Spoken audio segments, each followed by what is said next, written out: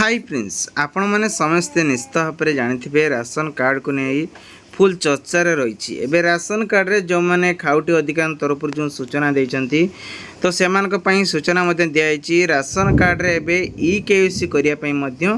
घोषणा करछंती। जदि आपण मैंने ये ऑफिशियल साइट के आसछंती तो आपण मैंने देखि पारथिबे ऑफिशियल साइट रही forceodisha.in ये ऑफिशियल साइट को आसला परे आपण मानकु एठी मिल जिवो। देखंतु जदि आपण माने आसुछंती एठी आपण मानकु गोटे नंबर मिलिबो जहारा एक नंबर मु एठी कहि दउची ए नंबर टी आपण माने देखि पारथिबे हैला जो माने सब निहाती जेमति कि से माने अप्लाई कर दैछंती तांकु आसुनी आधार कार्ड हो किबा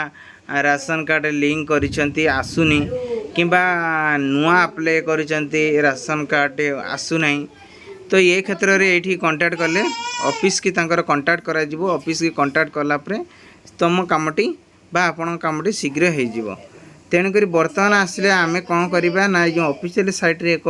नोटिफिकेशन जारी करा जायछि जहाँकि खाउटी अधिकारी तरफ एक घोषणा करिसंती। तो ये वीडियो माध्यम रे आपण मानकु मु कहिया पे चाहूची से घोषणाटी कौन रही देखो खाउटी अधिकारी कल्याण तरफ एक नुआ नियम लागू करा जायछि जो माने एथिरे आवेदन करिसंती सेमानका नाम यदि अस्ति तो ये मु नोटिफिकेशन जारी करा जायछि सेटा मु बाहर करके आपण मानकु कहि दउची। देखंतु तो ये आपण मानकु सूचना दे ऑलरेडी कुआ हेछि देखंतु एठी जो ऐड करा जायछि ई-केवाईसी बंद हेबन बोली कुआ जायछि 30 सेप्टेम्बर 2024 रो रिपोर्ट दाखल करा जायछि। रिपोर्ट कार्ड रे भुवनेश्वर आरंभ दे सूचना देइछंती अधिकारी जनक राशन कार्ड हितकारी पाई मंत्री को बड़ सूचना देइछंती। प्रकृतर राशन कार्ड हितकारी चिन्हट पाई चलीथिबा ई-केवाईसी एबे बंद हेबनी जेपर्यंत शेष व्यक्ति ई-केवाईसी सरीनी से जाए काम चालू रहिबो बोली सूचना देइछंती खाद्य और जुगाण मंत्री कृष्णचंद्र पात्र।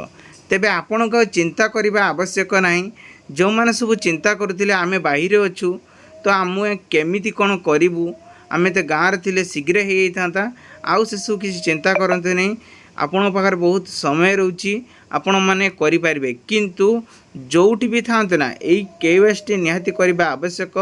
समय भी से कहले सीना कि समय अच्छी जो समय आपण मैंने करूना ताले आपण नाटी कटि जाई पारे।